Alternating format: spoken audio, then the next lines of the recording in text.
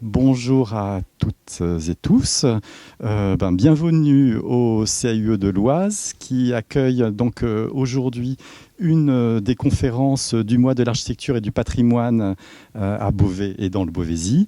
Aujourd'hui, on a la chance d'accueillir Gilles Alglave qui est le président des Maisons Paysannes de France et également de celle de l'Oise, qui va effectivement nous présenter une conférence sur un sujet qui lui est très cher, mais qui nous est aussi très cher, et qui est d'actualité aujourd'hui, sur comment effectivement réaliser des améliorations, on va dire, énergétiques sur du patrimoine de qualité qui est celui, effectivement, du bâti ancien que l'on connaît. Alors, que tu limites a priori dans ton intervention à 1948, je crois, ce qui est déjà pas mal, mais qui correspond vraiment à des caractéristiques de bâtiments qui sont complètement différentes de ce que l'on va trouver dans les périodes suivantes.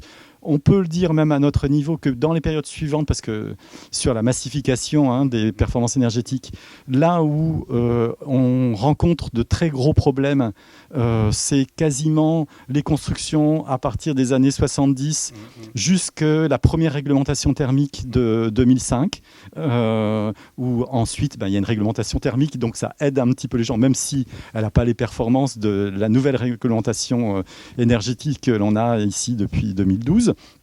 Mais là, donc, on est vraiment sur des sujets très particuliers où, effectivement, les solutions apportées à cette amélioration énergétique des années 70 à 2005 ne sont pas du tout adaptées, enfin, je pense que ça, tu vas pouvoir bien nous le montrer, aux périodes antérieures. Donc, je te laisse peut-être poursuivre. Voilà, merci pour cette introduction. Donc, d'abord, bonjour à toutes et à tous.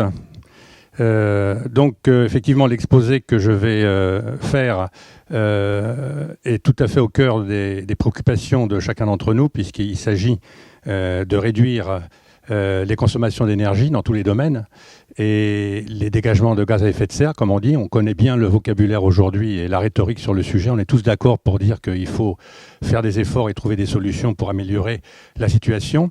La massification des rénovations énergétiques du parc habitable, c'est ce qui aujourd'hui fait la une de tous les médias. Elle est enclenchée par le gouvernement depuis un certain temps, à grand renfort d'aides et de subventions. Et malheureusement, depuis que ce fameux DPE, le diagnostic de performance énergétique de la loi climat-résilience, a été mis au point, on se rend compte que ce DPE ne prend pas en compte les logiques de tous les bâtiments qu'il faut traiter. Et on va voir que c'est un parc important, mais qui n'est pas homogène au niveau des catégories et des modes de fonctionnement. Et les modèles de calcul qui ont été faits pour ce DPE sont des modèles de calcul qui ne prennent pas en compte les logiques bioclimatiques en général des bâtiments dont nous allons parler, qui sont des bâtiments d'avant 48. Alors les effets de cette massification aveugle sont visibles si vous vous déplacez dans notre belle région et même au-delà. On va voir ce qui est illustré ici par ces deux photos avant-après. Ce sont des photos de la Manche. C'est la déléguée de la Manche qui m'a envoyé ça, donc j'ai trouvé opportun de le mettre pour introduire le sujet et voir un petit peu la catastrophe qui est en cours, puisque ce sont des réhabilitations, on va dire, énergétiques qui sont largement financées.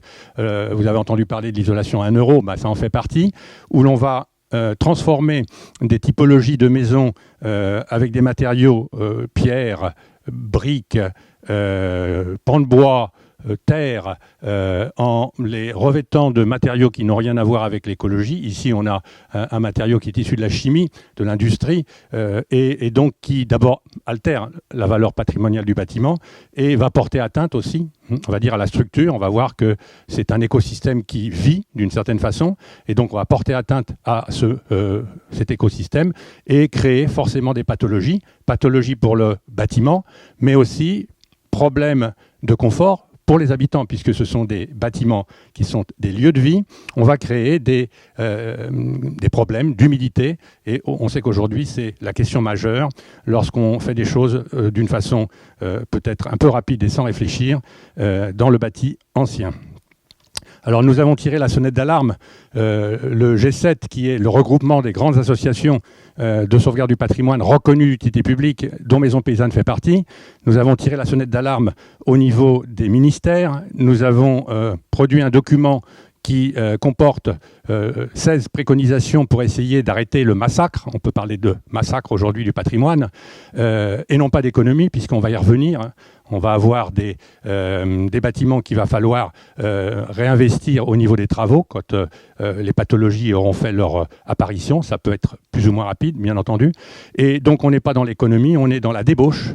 Et nous avons attiré l'attention des pouvoirs publics sur la nécessité de remettre, on va dire, de la cohérence dans cette dynamique qui est aujourd'hui absolument pas adaptée à tous les types de bâtis.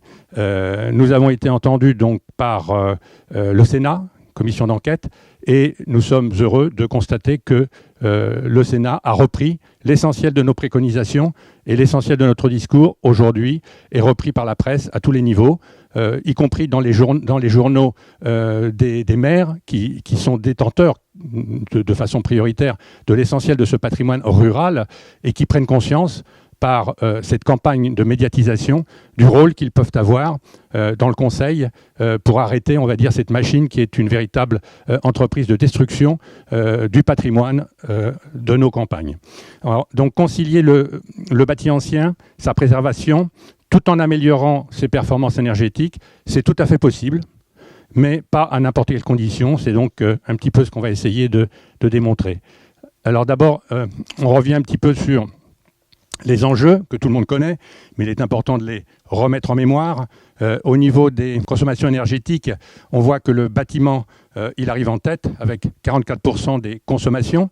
Il arrive en tête devant les transports, devant l'industrie et l'agriculture dans une moindre mesure. Dans les étiquettes énergétiques, la moyenne du parc français se situe à l'échelon E. Alors vous êtes familier de ces étiquettes aujourd'hui qui apparaissent un peu partout.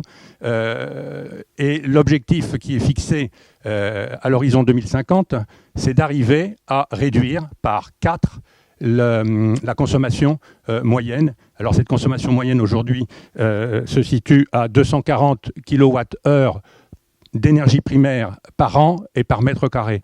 On doit arriver à l'horizon 2050 à une consommation de 60 kWh d'énergie primaire par an et par mètre carré. Alors la notion d'énergie primaire, c'est la définition que l'on donne de l'énergie avec un distinguo entre énergie primaire et énergie finale. L'énergie primaire, c'est celle qui est produite à la source pour le gaz, pour le fuel, pour l'électricité aussi.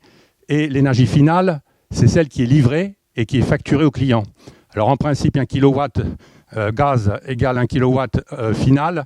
1 kW fuel en primaire égale 1 kW en finale. Et pour l'électricité, il y a une pondération par un coefficient de 2,3. 1 kW égale 2,3 en énergie finale électricité, parce qu'on tient compte, on va dire, du mauvais rendement des centrales pour produire l'électricité et aussi des pertes importantes dans le transport de cette énergie qui finalement est relativement coûteuse au final. Hein. Voilà. Donc, pour ce qui est des dégagements des gaz à effet de serre, on est au même niveau que pour l'énergie, c'est-à-dire à l'échelon E, et la moyenne du parc doit être divisée par 4 à l'horizon 2050. C'est ce facteur 4 donc, qui est l'objectif. On est loin d'y arriver aujourd'hui, bien entendu, aussi bien d'un côté que de l'autre. Le bâtiment, donc, ce n'est pas le plus impactant en ce qui concerne le gaz carbonique. On sait que c'est les transports qui représentent 35%. Hein, et c'est pour ça qu'aujourd'hui, il y a une pression importante sur les véhicules thermiques pour essayer de faire tomber, on va dire, la pression par rapport à ces émissions de gaz à effet de serre. On voit que la production d'énergie vient après et, encore une fois, pour une moindre mesure, l'agriculture. Donc voilà pour le rappel des enjeux. Je précise tout de suite que nous sommes dans une logique de contrainte, puisque les directives européennes, ce sont elles qui obligent la France, non pas par rapport à la valeur de loi que peut avoir la directive européenne, elle n'est pas là pour régir, on va dire, la France, mais la directive européenne, elle nous met dans une obligation de moyens. C'est-à-dire que la France est obligée de prendre les mesures, celles qu'elle aura trouvées le plus pertinent, pour atteindre les objectifs fixés par la directive européenne. Donc on est dans ce contexte-là de contraintes, et ça permet aussi de comprendre l'urgence dans laquelle on agit.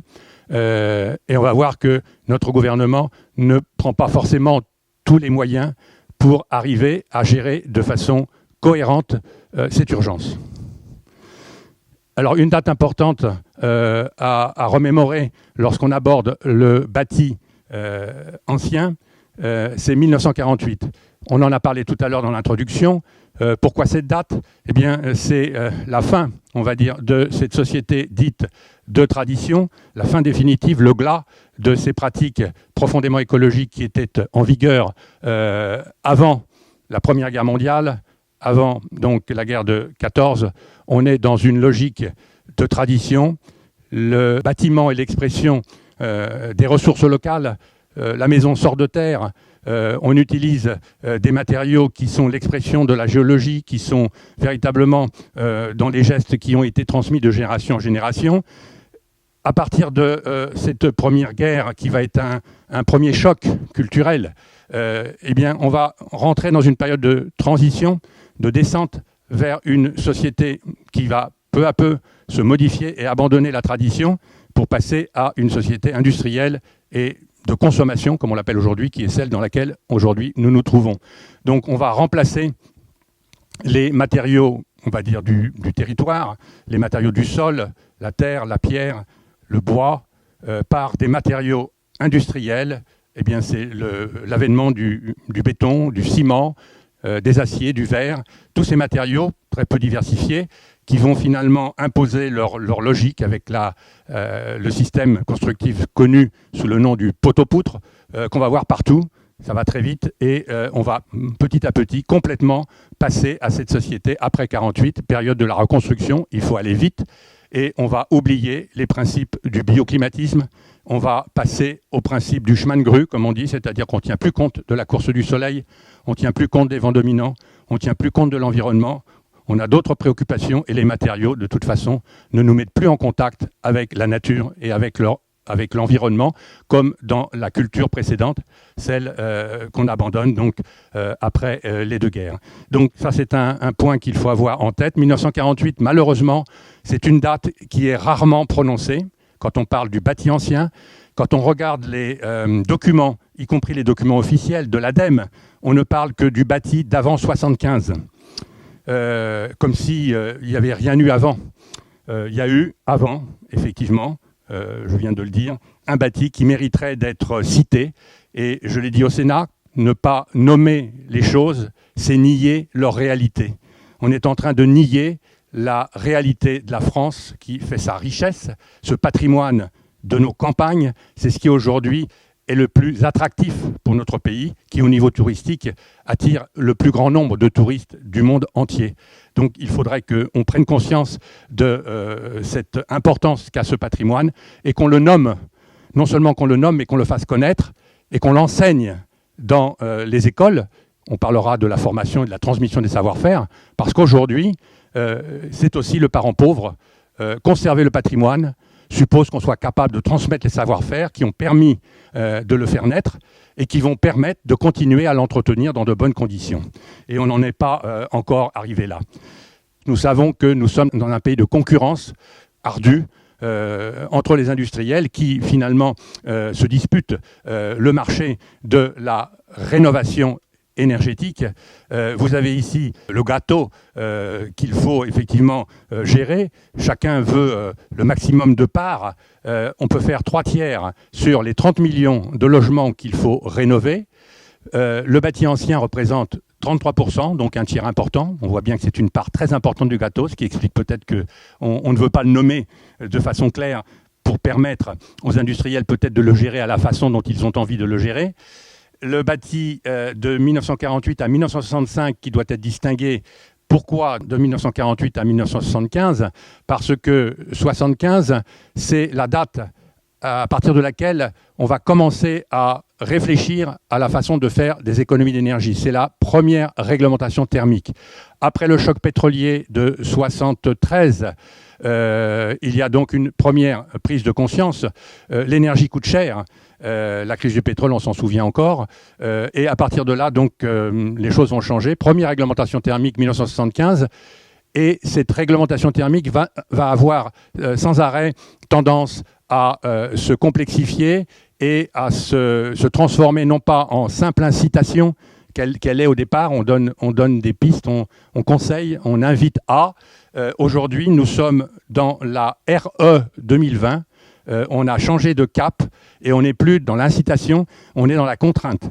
La RE 2020, elle intègre une échelle beaucoup plus importante que la simple énergie, puisqu'en fait, c'est la réglementation environnementale, RE, qui joue, avec le bilan carbone, qui est un facteur très important et qui va impacter le classement, on va dire, de nos habitations dans les diagnostics qui sont faits en fonction des modes de chauffage, en fonction de tout un tas de choses.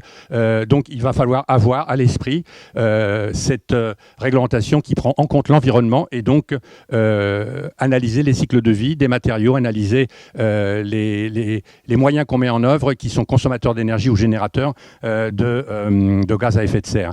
Et après 75, donc, on va avoir une construction un peu plus, on va dire, vertueuse, entre guillemets, qui obéit donc à cette réglementation. Et on verra tout à l'heure que ces trois catégories de bâtiments, ils présentent, de par leur mode constructif, des comportements thermiques qui n'ont rien à voir, qui sont très différents les uns avec les autres. Voilà. Alors, deux logiques très différentes dans leur comportement thermique. Le bâti ancien, c'est un bâti qui est ouvert à son environnement. C'est un écosystème qui dialogue avec ce qui est autour. C'est un ensemble qui présente aussi des matériaux qui sont perspirants. On n'est pas dans l'étanchéité, on est dans l'ouverture, c'est-à-dire que la migration de la vapeur d'eau d'un côté de l'autre de la paroi se fait de façon naturelle dans les murs anciens. On parlera tout à l'heure de cet équilibre hygrothermique qu'il ne faut pas, on va dire, bouleverser quand on est dans l'ancien. Ce sont des bâtiments qui profitent de l'apport gratuit du soleil. Le bioclimatisme, c'est ça. Le soleil va donc chauffer et pénétrer la matière qui, en général, a une forte densité. On parlera de l'inertie tout à l'heure et du rôle de cette qualité physique qu'ont certains matériaux pour le confort des habitants lorsqu'ils habitent des bâtiments qui sont faits avec ces matériaux. Ce sont des bâtiments qui sont en général ventilés naturellement par des imperfections des ouvertures. Alors on parlera aussi beaucoup des fenêtres, parce que les fenêtres aujourd'hui, c'est le point le plus souvent traité et forcément maltraité dans l'habitat. Ce n'est pas forcément le plus pertinent sur lequel il faudrait agir, puisque les fenêtres, c'est en général 10% des pertes caloriques. L'essentiel des pertes d'énergie dans un bâtiment, c'est les toitures, 30%, et puis les murs, voilà, dans une moindre mesure les planchers, et les fenêtres, c'est pas grand-chose. Donc dans la priorité, c'est pas forcément par là qu'il faut commencer, on en parlera. La fenêtre, c'est aussi beaucoup de choses qu'elle représente dans le patrimoine en tant que marqueur des styles, des époques et autres considérations. Le bâtiment ancien, il est donc capable de lutter contre les fortes chaleurs. On parlera de l'inertie, je l'ai dit. Le bâtiment moderne, contrairement à ce que l'on vient de dire, lui, il est fermé à son environnement. Il s'isole de son environnement.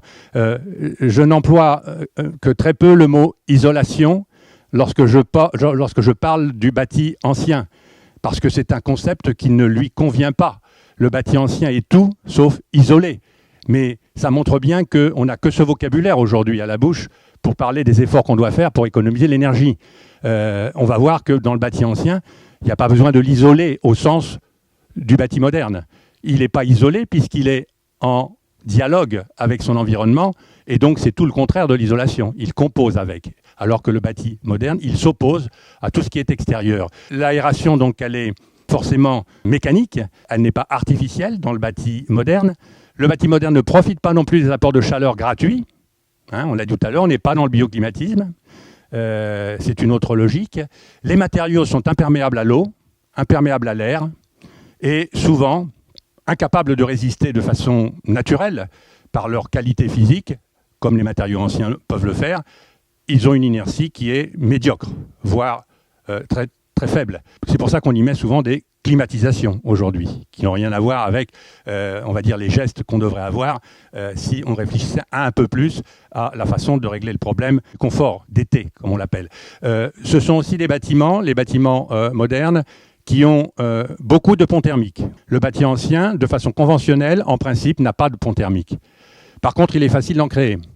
On verra tout à l'heure que le fait d'intervenir dans le bâti ancien en mettant des isolants biosourcés, géosourcés, et en les mettant de façon, on va dire, impropre aux règles de l'art, on va avoir forcément des ponts thermiques qu'on n'avait pas avant. On reviendra sur ces notions parce qu'elles sont importantes. Isoler une maison, qu'elle soit ancienne ou moderne, enfin isoler ou améliorer ses performances pour le bâti ancien. C'est comme ça que moi j'aborde le sujet pour le bâti ancien. Je parle d'amélioration ou de correction parce qu'il y a déjà des qualités existantes. C'est un problème délicat qu'il faut faire en connaissance de cause et avec des méthodes très pointues. Alors le bâti ancien utilise des ressources locales. C'est la grande différence entre le bâti ancien et le bâti moderne. On a des matériaux très divers qui sont le fait de la géologie de notre pays. Alors il y a la pierre, la brique, la terre, le bois. Et quand j'emploie ces mots, je devrais les mettre au pluriel parce que il y a autant de pierres que de carrières dont on l'extrait. Et on sait chez nous, par exemple, qu'à quelques kilomètres de différence, on va avoir des grès roussiers parce qu'il y avait une carrière qui permettait d'avoir cette... Et le village, seulement ce village-là, va mettre à profit cette ressource parce qu'on est dans les circuits courts déjà à l'époque. Donc on va avoir cet exemple-là avec des toponymes qui nous rappellent aussi que c'est important. Grès, Grémévillé, vous avez ce genre de matériaux que vous n'avez pas ailleurs. Les briques, même chose, on peut en parler, c'est un matériau pré-industriel, mais qui devient patrimonial aujourd'hui, parce que c'est très coûteux de fabriquer des briques, et c'est encore plus coûteux de les poser, la main-d'œuvre est dure. Les briqueteurs, il n'y en a pas beaucoup, transmission des savoirs, on l'a dit, aujourd'hui on met des plaquettes, ça coûte moins cher, comme le foie gras. Et donc, c'est un matériau d'une richesse infinie en fonction des époques, on pourrait faire une thèse là-dessus, à Amiens et dans tous ces pays où la brique est déclinée de façon merveilleuse, on s'aperçoit que c'est une richesse infinie, la brique, avec les couleurs, les mots des natures, et les modes de cuisson aussi, c'est très lié à ça, qui ont progressé au fil du temps. La terre de chez nous, c'est du limon argileux. Elle n'a rien à voir avec la terre de l'Isère ou de Bretagne, et on va la mettre en œuvre de façon différente. Chez nous, c'est du torchis, c'est pas une structure porteuse. Elle est là pour boucher les vides du charpentier quand il construit en pan de bois. Et dans les pays comme l'Isère ou la Bretagne, on va construire en pisé ou en bauge, qui sont des structures porteuses, parce que la terre le permet.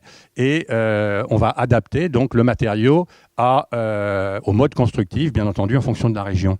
Et puis le bois, c'est pareil. Le bois, on a simplifié aujourd'hui la matière d'œuvre. Aujourd'hui, on utilise des résineux essentiellement. Il faut savoir qu'autrefois, on utilisait quantité de bois différents. Il y avait une culture du bois au sens large.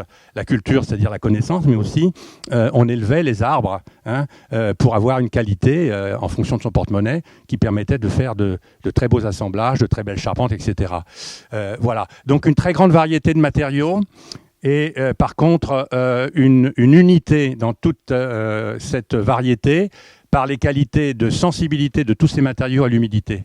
Ils sont tous hygroscopiques, ils sont tous capillaires et donc très sensibles à l'humidité. Donc il faut avoir à l'esprit cette définition.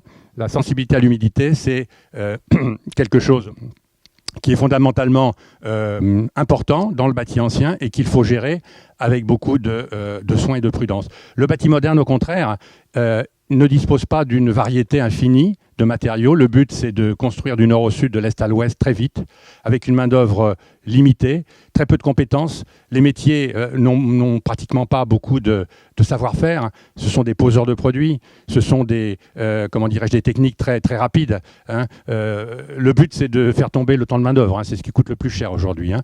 La main-d'œuvre, autrefois, ça comptait pas. Les gens étaient dans la collaboration, construisant en famille, hein, les amis, etc. L'acte de bâtir, c'était pas n'importe quoi. Aujourd'hui, c'est devenu un acte de consommation. Et la maison est devenue presque du jetable. Donc, on a le ciment, on a l'acier, on a le verre, en gros. Et ce sont tous des matériaux qui sont insensibles à l'humidité, qui sont étanches, qui ne sont pas hygroscopiques, ou peu, et qui sont pas capillaires ou peu. Voilà. Alors l'hygroscopicité, donc, c'est la capacité d'un matériau à stocker, à déstocker de l'eau. Hein. Et la capillarité, c'est la qualité qu'il a lorsqu'il est en contact avec l'eau, d'absorber l'eau. Hein. Voilà, les corps creux, la physique fait qu'à un moment donné, il va y avoir un mouvement ascensionnel de l'eau à travers la structure poreuse de certains matériaux, en contact avec le sol, bien entendu, et l'eau qui tombe du ciel, eh bien, forcément, on la retrouve dans le sol et elle va remonter par capillarité dans les matériaux qui ont cette qualité. Donc, grande diversité, mais comportement hygrothermique identique. Un déphasage important entre l'été et l'hiver, puisqu'en définitive, ces matériaux qui sont en général très denses, qui ont une masse volumique importante, vont résister naturellement au transfert de chaleur entre l'intérieur et l'extérieur. Ça se manifeste surtout l'été. Et là, dans les périodes de canicule que nous vivons, les personnes qui habitent des maisons anciennes se rendent compte de cette qualité. Quand il fait 30 degrés ou 40 degrés à l'extérieur, dans une maison en pan de bois, je prends mon exemple, j'habite une maison en pan de bois du XVe siècle, on a un déphasage de au moins 7 heures pour que la température extérieure pénètre à l'intérieur de notre maison. On a le temps d'être confortablement installé, on n'a pas besoin de machine pour être dans une situation de confort. La maison se défend elle-même sans dépense d'énergie, ça s'appelle l'inertie.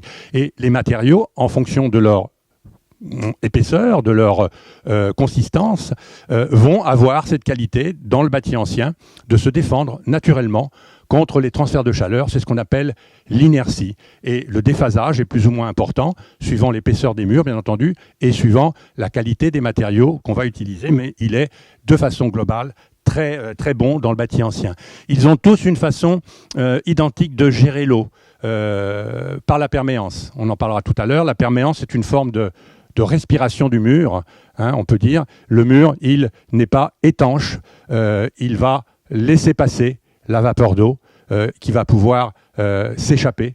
Et si on n'altère pas cette capacité qu'a le mur à vivre, eh bien, on est très bien dans ces maisons. Et c'est même des éléments de confort, puisque à un moment donné, ça va permettre d'ajouter du confort dans les périodes de canicule.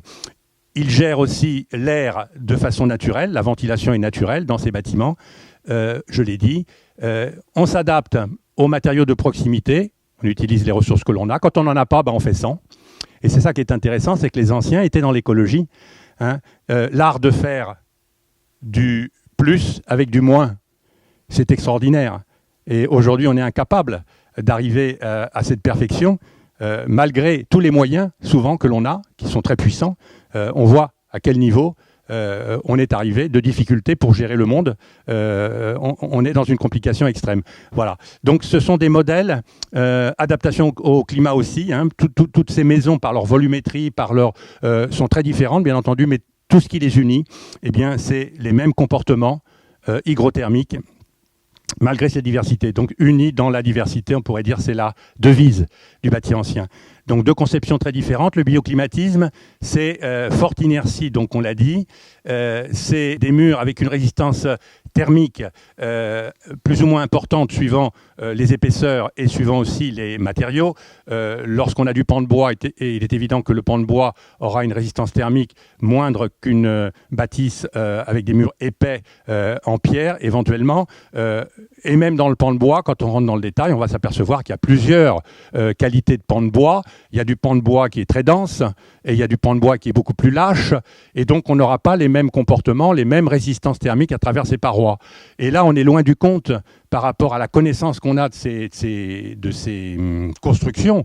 Je parlerai tout à l'heure des études qu'on a menées et qu'on continue à mener avec les scientifiques pour faire rentrer la connaissance scientifique, celle qui aujourd'hui commande dans notre société.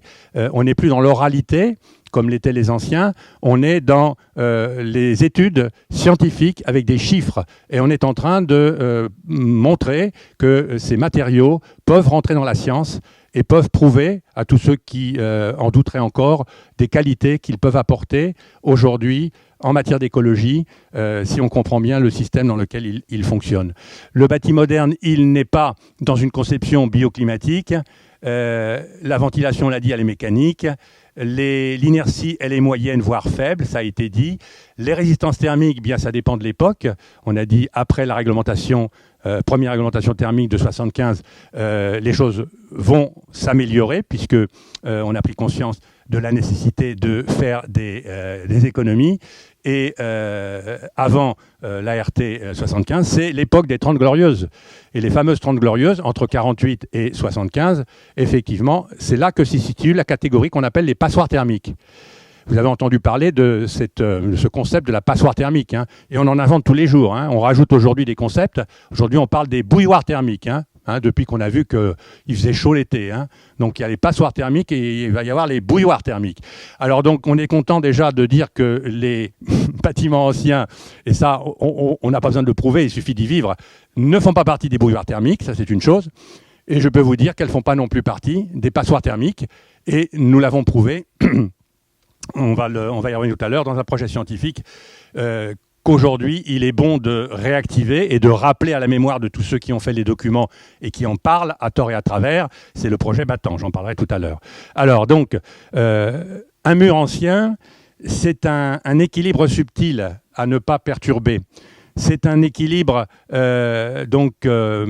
hygrométrique, on va dire. L'eau, elle est présente dans le mur. Le mur n'est jamais totalement exempt d'humidité. Cette humidité, elle vient bien entendu de la pluie, du climat. Elle va frapper la façade et pénétrer à l'intérieur des cloisons et on va aussi la retrouver dans le sol et elle va remonter par capillarité. Le mur, c'est un effet mèche. Il va donc pomper cette humidité et tout ceci, donc humidité ascensionnelle, condensation, évaporation, c'est le cycle de vie de l'eau.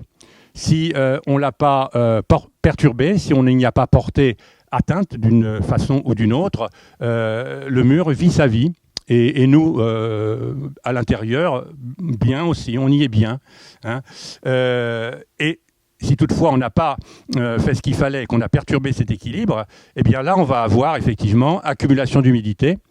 On a porté atteinte à cette intelligence naturelle des matériaux et des constructions.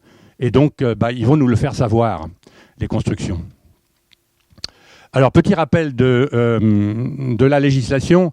On a toujours tendance à parler des normes, sachant que la norme, elle n'est jamais figée. Elle évolue au fil du temps. Maison Paysanne a la chance de participer au comité de révision de certaines normes qui nous intéressent au niveau du patrimoine, puisqu'en fait c'est une démarche, on va dire consensuelle, pour aborder les problématiques quand on est sur un secteur qui touche à un objet patrimonial. Il y a une façon d'aborder le sujet. Il faut savoir que le bâti ancien aujourd'hui, tel que la norme est, il n'est pas soumis à la réglementation dite globale. Il est soumis à la réglementation dite de l'existant. Ça veut dire qu'on agit élément par élément quand il y a des travaux à faire. La seule obligation, elle est là.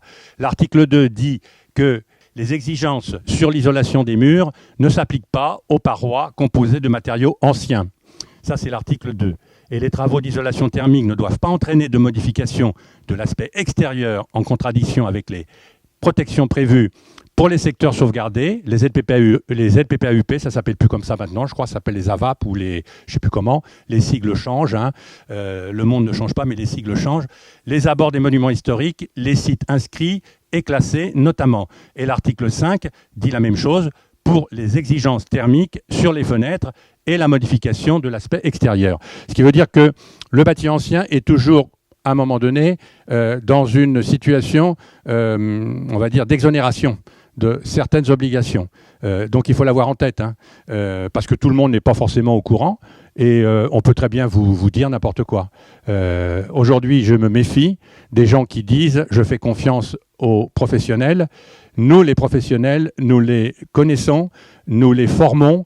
L'association est reconnue pour la formation professionnelle et certifiée Calliope. Et je peux vous dire que beaucoup de professionnels, ceux qui ont conscience qu'ils ont à apprendre des choses sur le bâti ancien en particulier, sont prudents, contrairement à ceux qui prétendent tout savoir et qui, effectivement, vont préconiser des travaux que l'on va accepter parce que ce sont des sachants et on fait confiance aux sachants. Alors, il faut être prudent et considérer qu'aujourd'hui, l'acteur, c'est pas seulement le professionnel, c'est aussi celui qui signe le devis, le propriétaire, et qui, à un moment donné, doit avoir un minimum de connaissances et de culture pour dire non, monsieur. Ça va pas. Ce que vous me dites là, c'est pas du tout ce qu'il faut, etc. C'est cette culture-là qui permettra peut-être d'éviter la catastrophe qu'on a vue tout à l'heure d'isolation de nos bâtiments avec des matériaux qui n'ont rien à voir. Alors, il est important de dire que, avant toute chose, quand on intervient sur le bâti ancien, il faut avoir une démarche globale. Il ne faut pas viser seulement la performance énergétique, parce que si on vise la performance énergétique, on va avoir forcément à mettre mal la valeur patrimoniale du bâtiment, s'il en a une. On le voit là quand on cache des façades en pierre ou en pan de bois. Et puis, d'autre part, il est nécessaire quelquefois de remettre les choses en ordre, surtout dans le bâti ancien, avant de commencer une campagne, on va dire, d'amélioration de travaux. Alors les toitures, ce sont des sources d'humidité, il faut d'abord traiter toutes ces sources d'humidité. Souvent, dans le bâti ancien, on a ôté les enduits, aussi bien à l'intérieur qu'à l'extérieur. Ça, c'est une mode. Alors c'est une mode qui peut s'expliquer par le fait que nous sommes tous devenus des urbains, même si on vit à la campagne, très éloignés de la nature, et que l'homme, finalement, a besoin de contact avec la nature. Et le premier contact avec la nature, c'est avec les matériaux, le bois, avec la pierre, etc. On a envie de la voir, de la toucher, et c'est normal. Et donc, c'est peut-être ça qui explique que quand on a une maison ancienne, on enlève les enduits pour voir la pierre, ou on enlève les enduits pour voir le bois, si la maison est en pan de bois. Alors, c'est une mauvaise chose. Il faut résister à cela, parce que l'enduit, ce n'est pas un élément de décor. Il ne correspond pas à une mode. Il fait partie d'une logique. Et on va voir que ce détail n'est pas un détail, justement. C'est quelque chose de fondamentalement important. Comme l'est l'épiderme de notre personne, c'est une protection. Et c'est une surface d'échange. On transpire par la peau. Eh bien, les enduits permettent aux murs également de transpirer. Et ils protègent. Et on va voir que ils ont aussi une influence considérable dans la sensation de confort qu'on peut avoir dans le bâti ancien. On va parler de la notion de paroi froide. On n'en parle jamais dans les DPE que l'on fait. On a des moteurs de calcul qui nous donnent une température qui est celle que l'on doit avoir théoriquement dans l'environnement. Aujourd'hui, c'est 19 degrés, on nous dit. 19 degrés, il faut régler la... Eh bien, même quand on a 19 degrés réglés à la chaudière, quelquefois, on a une sensation de froid, d'inconfort. Pourquoi ? On va le voir tout à l'heure quand on va aborder le sujet de la paroi froide. Donc, il va falloir quelquefois aussi intervenir sur les pieds de mur, parce que l'humidité, souvent, elle a été emmagasinée par des travaux qu'il va falloir reprendre. On a fait des sols étanches. Le béton, c'est un matériau qui va, s'il a été employé de mauvaise façon, aggraver des phénomènes d'humidité et qui va aggraver en particulier les remontées capillaires. Et les remontées capillaires dans le bâti ancien, ça peut aller très haut. Et donc là, on a créé un sol étanche en béton. Eh bien forcément, la terre battue qui était là pouvait éliminer la quantité d'eau par le fait que la terre battue, ça gère l'humidité. Eh bien, on a étanchéifié. Cette humidité, elle est conduite vers les murs et elle remonte par effet mèche sur toute la façade. Et selon, on va dire, l'importance du site, puisqu'on n'est pas tous sur les mêmes emplacements, il y a quelquefois des problèmes d'eau plus importants parce qu'il y a un ruisseau pas loin, on est très proche de la nappe phréatique, etc., etc. On va avoir des problèmes plus ou moins importants et eh bien, la conséquence, elle est là. C'est le résultat, on va dire, d'une pratique qui a, on va dire, créé un désordre qui n'était pas existant au départ. Donc, bien faire attention. Et puisque je suis sur ce point-là, un autre point aussi important, on va avoir à faire des travaux de drainage, on va enlever le ciment, et il faut avoir comme précaution le soin de ne pas venir trop près quand on met le drain ici. C'est la mode de mettre des drains maintenant, hein, pour gérer l'humidité au pied des murs. Ne pas aller trop près du pied de mur, dans la mesure où ces vieux murs ont des fondations qui n'ont rien à voir avec ceux des bâtiments modernes. Hein. Ils ont des fondations qui consistent, quand on construit un mur, on va décaisser pour trouver le niveau du sol le plus stable possible, en fonction de l'endroit où on est. Celui qui construit, il sait jusqu'à où il doit aller pour trouver la terre solide. Et à partir de là, sur le fond de fouille stable, il va maçonner, il va monter les éléments pour construire son mur. Et au fil du temps, lorsque le mur est réalisé, il va y avoir des descentes de charges. C'est le but d'une maçonnerie, c'est de descendre les charges de la construction jusqu'au contact du sol. C'est ça le principe de la fondation. Elle n'est pas en lévitation, la maison, elle repose sur un sol qui doit être le plus stable possible. Et il va se former au fil du temps ce qu'on appelle un bulbe de compression.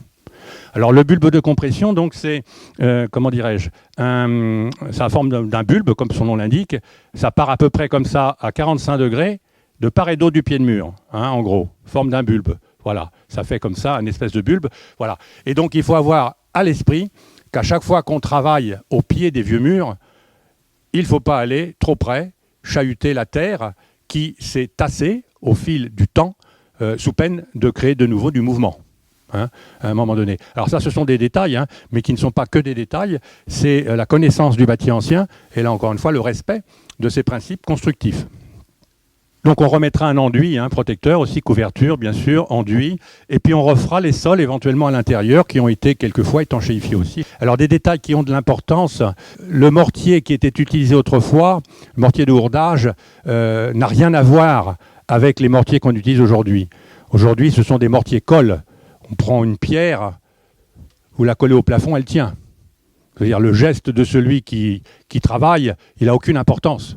C'est pour ça d'ailleurs que cette architecture qu'on voit avec les matériaux qu'on a, elle n'a guère de sens, puisque autrefois les pierres, il fallait les positionner, il y avait un savoir-faire. Hein, il y a la pierre sèche, mais il y a la pierre qui est maçonnée avec la terre. C'est un mortier donc qu'on va retrouver dans toutes les constructions anciennes, quelles qu'elles soient. On va ourder à la terre les matériaux, parce que la terre ne coûte pas cher. Et que le matériau qui ensuite va venir en complément pour protéger ce remplissage à la terre, c'est un mortier de chaux, sable et chaux. Et la chaux, c'est quelque chose qui déjà coûte de l'énergie. On se rend compte déjà à l'époque que construire une maison, ça a un certain coût. Et le paysan, à un moment donné, il fait ses calculs. Il va utiliser tout ce qui ne lui coûte pas. Et ce qui lui coûte, il va l'utiliser avec économie et parcimonie. Les enduits, on n'en met jamais là où ce n'est pas nécessaire. Hein. Par contre, on va les mettre là où c'est nécessaire, quand on aura ourdé à la terre, comme vous avez ici sur la diapositive qui le montre, la terre est à l'intérieur, eh bien on va mettre un enduit de protection, un mélange chaud-sable, pour faire en sorte que ce mortier de ourdissage ne soit pas altéré au fil du temps, hein, des intempéries, puisque la terre, ça se délave à l'eau et ça s'en va au fil du temps. Donc voilà, donc il faut vérifier tout ça. Et dans ce cas-là, on refait un coulis avec du plâtre ou de la chaux, tant que nécessaire, pour justement éviter que le désordre qui est ici commencé ne se poursuive et n'altère le mur. Alors un autre point très important par rapport à ce mortier de terre, il a des qualités respirantes.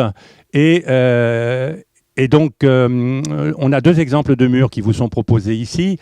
Un mur en moellon de pierre tendre qui est ourdé à la terre, qui ne va pas poser problème pour gérer l'humidité entre l'intérieur et l'extérieur, puisque la pierre est poreuse, ça va se faire sans problème. Mais si on a un mur qui est construit, lui, avec des pierres qui ne sont pas poreuses et donc qui n'ont pas cette capacité du précédent mur à gérer les transferts d'humidité entre l'intérieur et l'extérieur, eh bien c'est le rôle du mortier en terre qui va intervenir et qui va permettre, on va dire, cette respiration et même cette amélioration au niveau de la résistance thermique du mur dans son ensemble. On voit bien que ce détail-là, il est important et on l'a oublié. On a considéré que la terre, c'était un matériau pas solide. Mais justement, on n'est pas dans la solidité quand on aborde le bâti ancien, on est dans la souplesse. Et c'est ça aussi qu'il faut qu'on change dans notre logiciel de pensée. Toutes les constructions anciennes, y compris les constructions maçonnées, sont des constructions qui sont dans la souplesse. Et vous regardez les vieilles bâtisses, vous verrez souvent qu'elles ont bougé au fil du temps. Donc la souplesse, c'est une des caractéristiques du bâti ancien. Et à Maison Paysanne, on dit souvent aux artisans, on ne travaille pas à l'ancienne comme on travaille aujourd'hui les matériaux modernes. Hein. Un enduit, ça ne se lisse pas à la règle, ça se travaille à la main, à la truelle. Une couverture, même chose, c'est pas redresser tous les chevrons. Bien sûr, il faut redresser ce qui est nécessaire pour pas que ça baille, mais de façon intelligente. Et il y a des mouvements, il y a des courbes, et il y a aussi des courbes qui se justifient par le fait qu'une toiture, c'est fait pour gérer les eaux pluviales. Donc il y a des courbes qui renvoient l'eau vers le centre de la toiture, ça s'appelle des ruellets déversés. Il y a des coyots qui écartent l'eau de la façade, etc. C'est de la souplesse, mais c'est aussi de l'intelligence architecturale. Alors, petit retour sur une étude qui a été menée par Maison Paysanne de France, en partenariat bien entendu avec les scientifiques, à l'époque. Alors ce sont les scientifiques du CET de l'Est à l'époque, qui est devenu maintenant le CEREMA. Le CEREMA, c'est les bureaux d'études de l'État, hein, c'est l'ingénieur de recherche, donc c'est une étude qui est incontestable. Il serait intéressant qu'on la remette un petit peu dans la tête de tous ceux qui parlent aujourd'hui des passoires thermiques, à tort et à travers. Je l'ai dit tout à l'heure, le bâti ancien n'en fait pas partie, le bâti d'avant 48.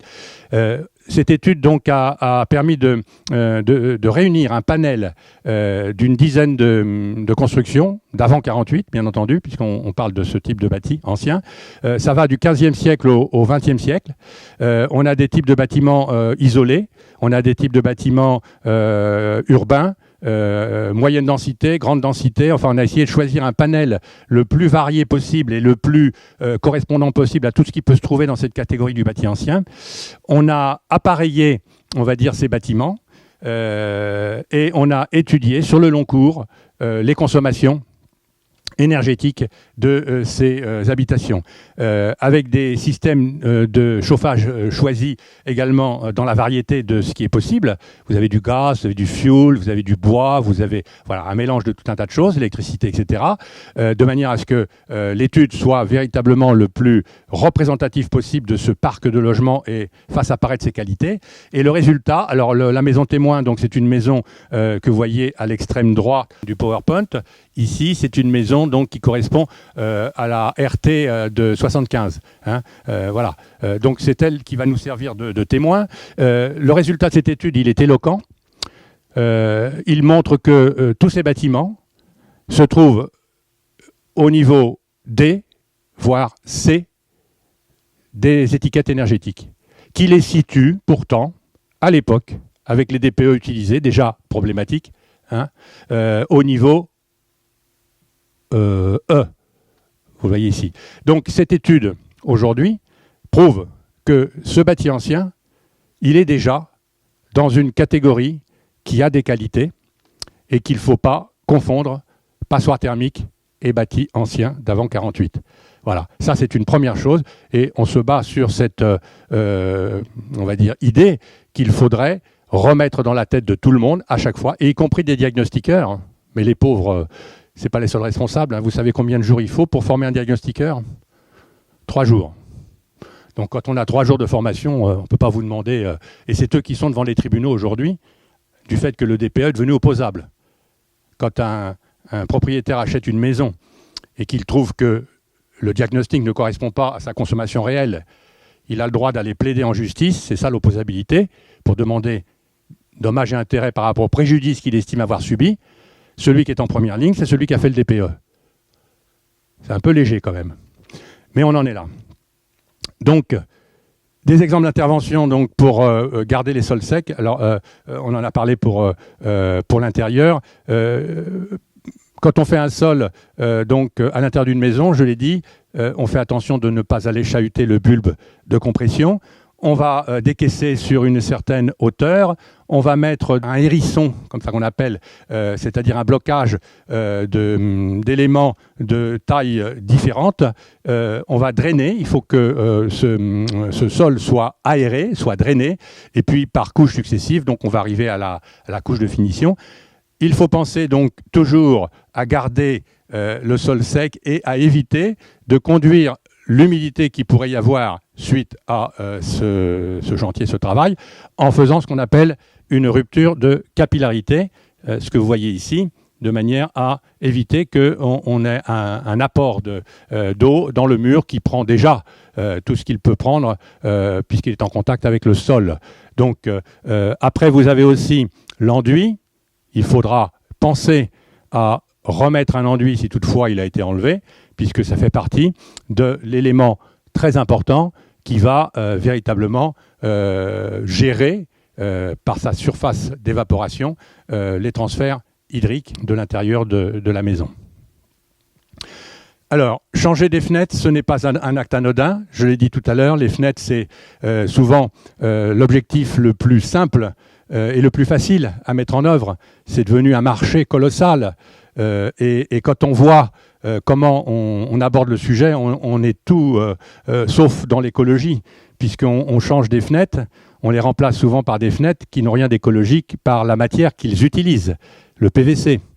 On met des kilomètres longueur de fenêtres en PVC aujourd'hui dans le monde, en sachant très bien, parce qu'on le sait, c'est comme l'amiante, qu'on aura beaucoup de mal à traiter ce matériau au moment du recyclage. C'est un matériau que les Allemands ont déjà compris qu'il était très difficile à retraiter avec les pales d'éoliennes dont ils ne savent que faire. Pour l'instant, on n'a pas trouvé la solution. Enfin, on la connaît, mais ça coûte très cher. Ce sont des usines à gaz, on va dire, hein, pour parler comme on a l'habitude de le faire, qui coûtent très cher, des process très coûteux. Et là, on n'est pas dans l'écologie. On crée du déchet. On n'est pas en train de réfléchir à comment économiser on va dire l'énergie et comment réduire nos actions néfastes sur le cours des choses par rapport à l'état de la planète. On n'est pas là-dedans. Donc changer une fenêtre, ce n'est pas un acte anodin. Les murs anciens sont homogènes, sans apport, sans pont thermique, on l'a dit tout à l'heure. Je peux en faire des ponts thermiques si je ne fais pas attention à la façon dont je vais poser le matériau isolant lorsque je fais des travaux d'isolation dans le bâti ancien. Et on voit ici sur cette diapo que on a mis donc un matériau d'une certaine épaisseur, donc qui va avoir une résistance thermique donnée, et que sur les embrasses de la fenêtre, eh bien on n'a rien mis. Alors on n'a rien mis parce que c'est difficile de mettre la même épaisseur ici. Si je mets la même épaisseur ici, ben, ma fenêtre elle va plus.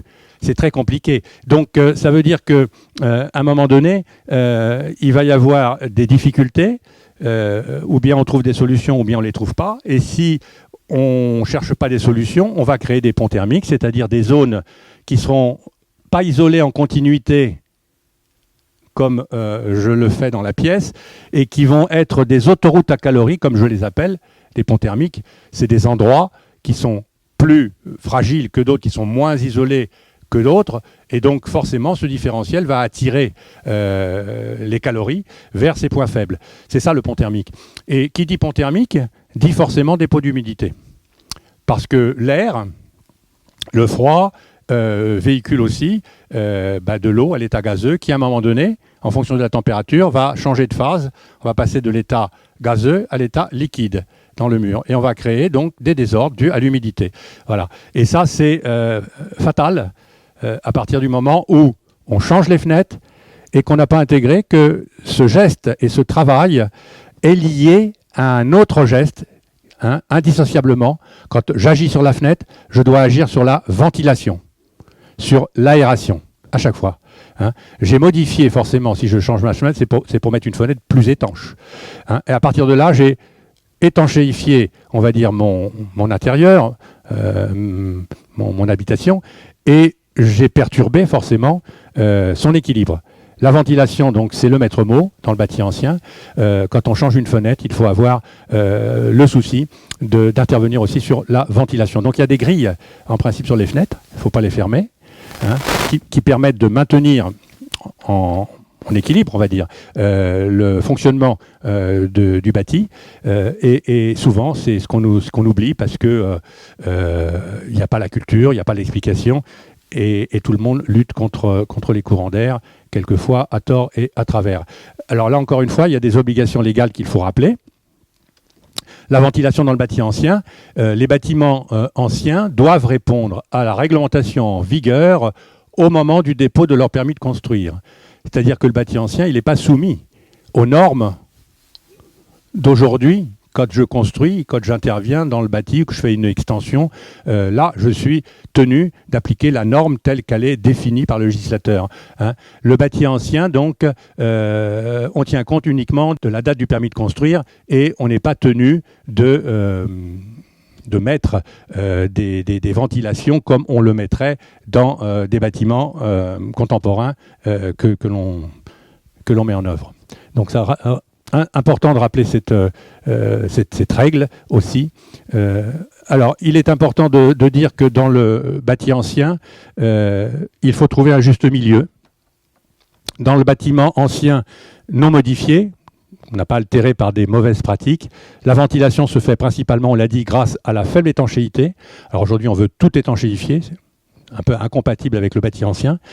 Il faut essayer de conserver des propriétés qui sont une ventilation naturelle parce qu'elle ne demande ni énergie ni maintenance.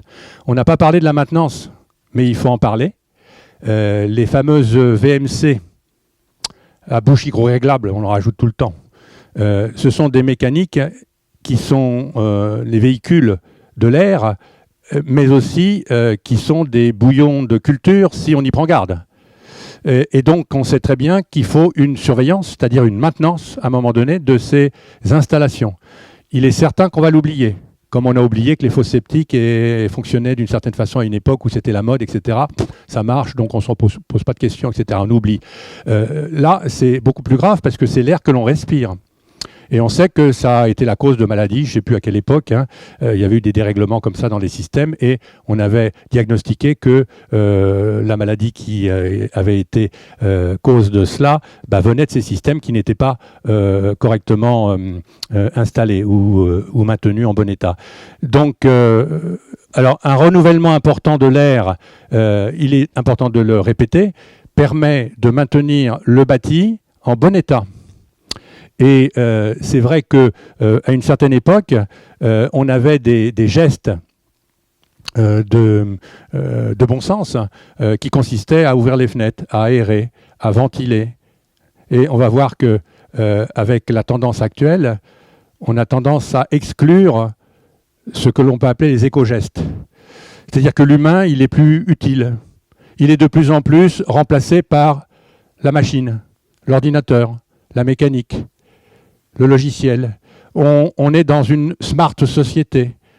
Et dans cette société très compliquée, on parle déjà de l'intelligence artificielle et on commence à se raidir en se disant « Oh là là, qu'est-ce qui va se produire ? Ça va nous coûter cher. » Effectivement, si on ne fait pas attention, l'homme, c'est le principal élément qui peut maîtriser le cours des choses, le cours de sa vie. Et agir sur une maison, c'est l'habiter. Et c'est savoir pourquoi on fait ça, pourquoi on ne le fait pas. Je me méfie de la maison passive. Parce que passive, ça veut dire que l'homme ne fait plus rien. La maison, elle est passive? Non. L'homme aussi est passif dans ce cas-là. Hein, on ne sait même plus comment elle fonctionne d'ailleurs. Et il y a même des théories qui disent aujourd'hui que dans les maisons passives, à un moment donné, on a tendance à la débauche. Puisque la maison est passive, elle ne consomme plus rien, donc je peux allumer. Ce n'est pas Versailles ici, hein, mais j'allume et je laisse, etc. On est là-dedans. On va nous pousser à avoir des comportements qui ne sont pas des comportements compatibles avec la notion de responsabilité que suppose la prise de conscience de l'écologie. Voilà, l'écologie, c'est une prise de conscience, une intelligence. Et ce n'est pas la machine qui décide à la place de l'homme. Je pense que c'est important. Et la maison, ce n'est pas une mécanique non plus. Elle ne doit pas être une mécanique. C'est un endroit où on vit, c'est un endroit où on se sent bien, c'est un endroit où on a une famille, c'est un endroit... voilà, c'est profondément humain, la maison. Et aujourd'hui, on a l'impression que ça devient une mécanique et que l'homme, il fait partie de la mécanique, en gros. Il n'a plus son mot à dire. Alors, trouver un juste milieu, donc un équilibre entre des mesures thermiques efficaces et une ventilation suffisante, c'est possible. Ça suppose, bien entendu, qu'on corrige un certain nombre de points, quand il y a des fuites très importantes, bien entendu.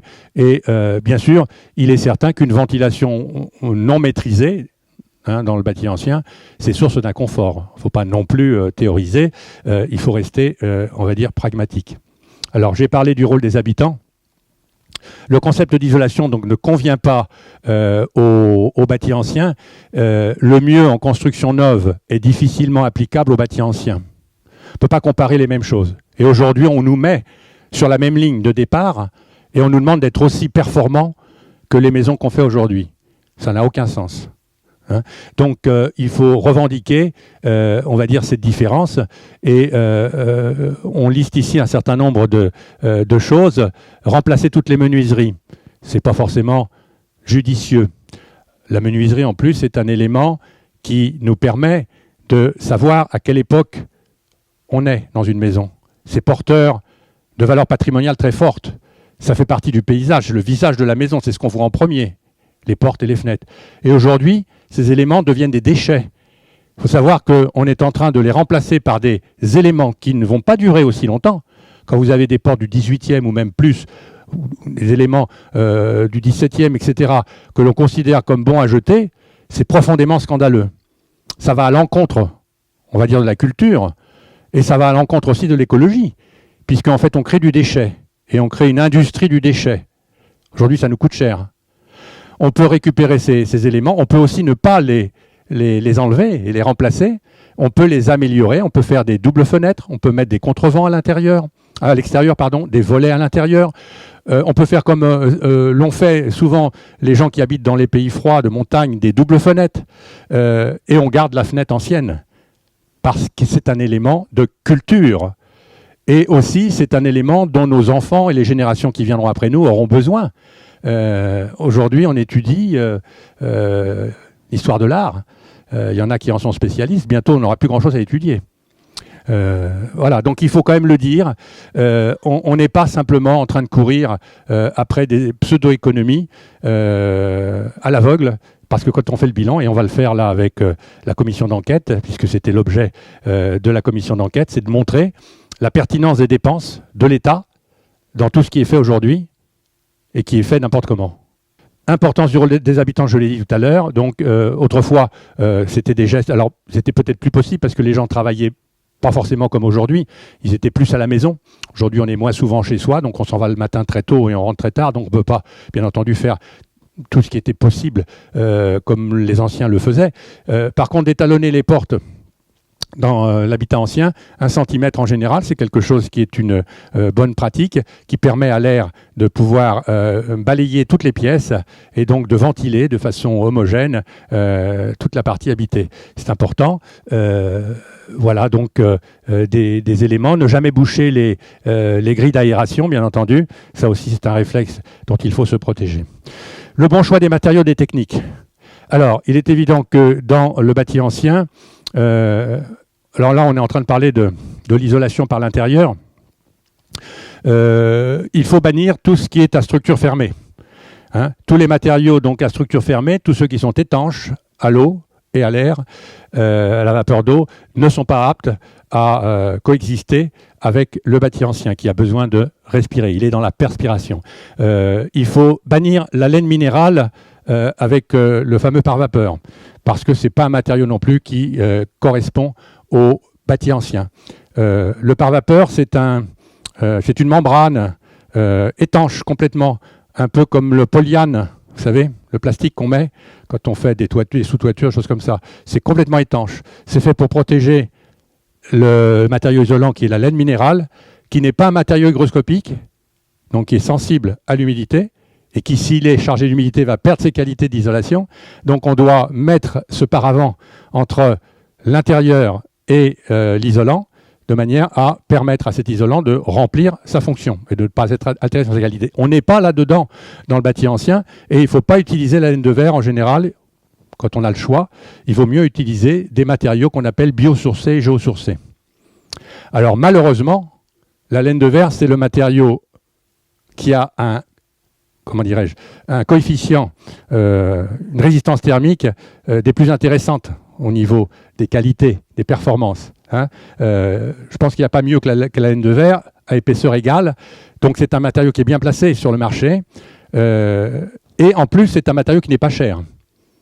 Et c'est ça aussi le nerf de la guerre, c'est le porte-monnaie. Aujourd'hui, les matériaux biosourcés ou géosourcés sont des matériaux qui sont en train de se constituer en filière, mais qui ne sont pas encore, on va dire, sur le marché, devenus compétitifs. C'est un peu le problème du bio. Le bio, les gens vous disent ça coûte cher. Hein. Alors c'est vrai que quand on aborde le sujet d'écologie, on ne peut pas être élitiste. Et on l'est forcément au niveau du coût. On voit que le coût d'un véhicule électrique, par exemple, est prohibitif pour une certaine catégorie de population. C'est pour ça qu'on met des primes, mais même en ayant des primes, c'est très cher quand même, un véhicule électrique. Hein. Donc on est toujours coincé avec ça. C'est une question de marché.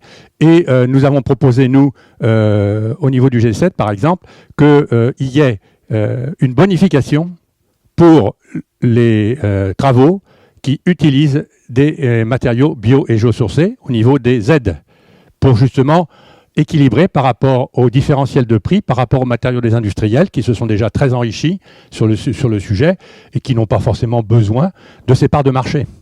Ils vont y venir, hein, de toute façon, c'est comme le bio, hein, ça intéresse tout le monde. Hein. Mais ce que je veux dire, c'est qu'il y a pour l'instant une inégalité par rapport au porte-monnaie, et qui est un blocage parce qu'on incite les gens, non pas à la vertu, mais à faire des mauvais choix, parce qu'ils n'ont pas les moyens d'aller au-delà. Alors le coût, c'est quelque chose. Il y a une pétition aussi qui circule pour faire tomber le taux de la TVA au niveau de 5,5%, 5,5% sur ces matériaux, de manière à, encore une fois, les rendre beaucoup plus accessibles, puisque c'est les matériaux les plus écologiques qui soient. On est dans les circuits courts, on est dans les activités locales au niveau des producteurs. Il y a beaucoup de choses qui tournent autour de la mise en valeur de ces matériaux-là. C'est pas seulement comment dirais-je, c'est pas seulement du business.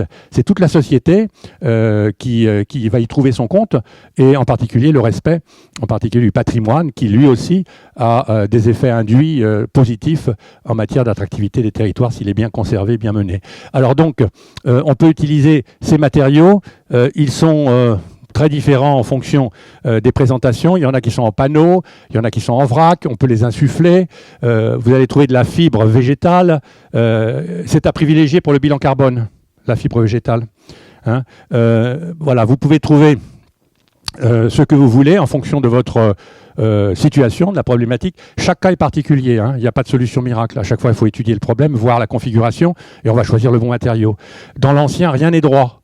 Hein, déjà. Donc si on utilise des techniques où on va mettre en vrac et en continu les matériaux à qualité, on va dire intéressante du point de vue thermique, c'est facile.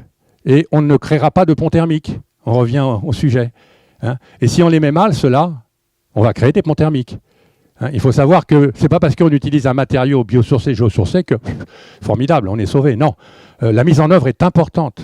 Et aujourd'hui, je peux vous dire, l'AQC, qui est l'agence qualité construction, qui est chargée de vérifier la qualité des travaux des professionnels, sur je ne sais plus quel type de travaux, ils avaient donc vérifié un certain nombre de chantiers. Tous ces professionnels étaient labellisés RGE. Vous savez, le label RGE, c'est la mode des labels. Reconnu garant de l'environnement. C'est un label qui coûte de l'argent, hein.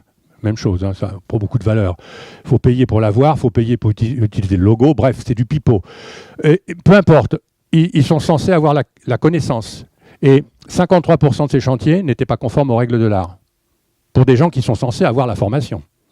Donc, il faut toujours se poser des questions, je reviens à ce que j'ai dit, se méfier, on va dire, de, aujourd'hui, celui qui prétend savoir, il faut nous-mêmes que nous soyons un minimum des sachants. Et si on ne sait pas, on se renseigne auprès de maisons paysannes, auprès des gens qui peuvent vous renseigner, parce qu'il y en a.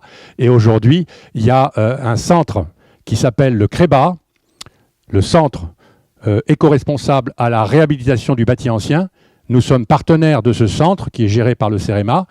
Et le but est de travailler sur cette culture que je suis en train de mettre en valeur dans mon exposé, pour montrer qu'il est tout à fait possible de sauvegarder la valeur patrimoniale de nos bâtiments anciens en ayant des hauts niveaux d'exigence performantielle qui ne vont pas altérer ni leur mode de fonctionnement, ni leur valeur patrimoniale.